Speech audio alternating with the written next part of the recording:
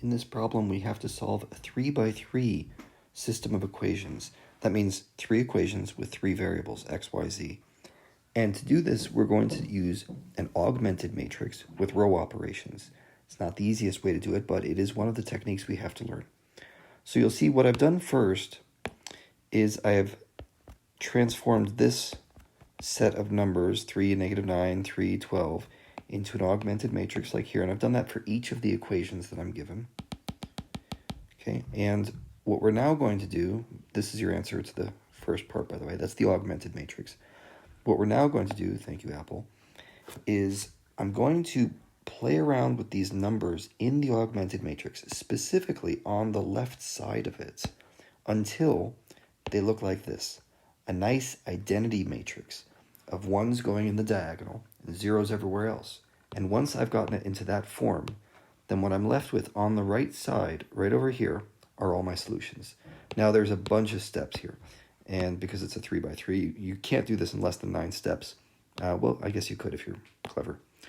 But I'm going to go through one possible way of doing this. There are many, but I suggest you follow this little flow chart here. First, second, third. That means I'm going to do these steps first in that order. And then I'm going to go up here, get that into a 1. Then I'm going to turn this fifth step into a 0. And then I'm going to work my way back up in this direction. Okay? No problem, right? Well, let's get started. So, step 1. I'm going to replace row 1 with row 1 divided by 3. So you'll see, to save time, I just went ahead and did all the writing. But I'm taking this row and dividing it by 3. And I get this row. Great. Well, what I accomplished with this was getting this entry to be equal to 1. That's the start of my identity matrix. All right, next step. Now I'm going to replace row 2 with row 2 minus 2r1. Okay, so this row right here is getting replaced by itself minus twice the row above it. And I want to focus on this right here. This is how I'm making this decision. I'm saying 2 minus 2 times 1 equals 0. That's the goal. Everything else in that row gets swept along for the ride, but my goal was to get a 0 in the second entry of this matrix. Third step, I'm going to take that matrix from the last step, and I'm replacing row 3 right here with row 3 plus row 1. And if you look at row 3 and row 1, look at the left sides, 1 and -1. What happens when you add those together?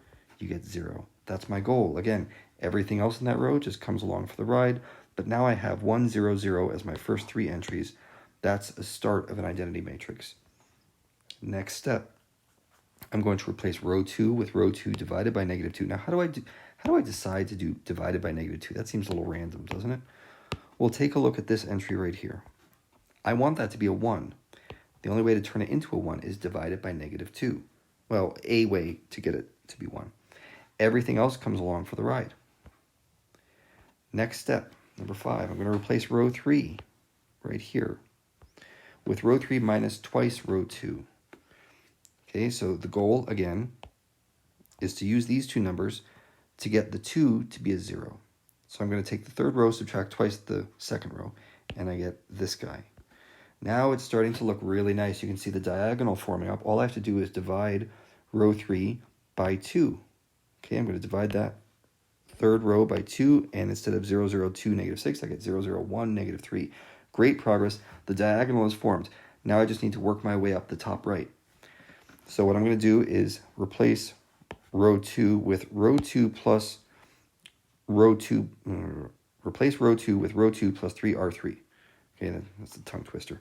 Anyway, I'm trying to get rid of this -3 right here. That's my next step. I want to turn -3 into a 0. And to do that, I'm going to add 3 of these rows right here. You'll see I also say -7 plus 3 times -3. That gets me the -2, right? I don't care about the right column. Remember, I am completely focused on getting the identity matrix on the left.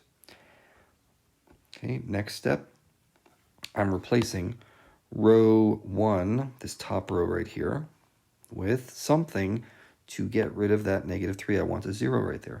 So I'm going to add 3 of the rows below it, right? R1 plus 3R2 gets me right here. Okay, now this is really great. There's just one more entry. It's that top right entry. I would like that to be a 0. I will do that in the next step. I'm replacing the first row with row 1 minus row 3. Okay, so when I do that, this turns into a 0, this turns into a 1, and now let's stand back and marvel at not only a completed identity matrix, but I didn't make a single Star Wars joke with all these R2s flying around in here. I thought I would have had trouble with that, but okay, anyway, right here at the end, what do we have? I've got 1, -2, 3. Those are the solutions to all this hard work. You can plug those solutions for x, y, and z way back, way back here, up here in this equation, this set of equations. So you plug those in, it's going to solve every single one of those things.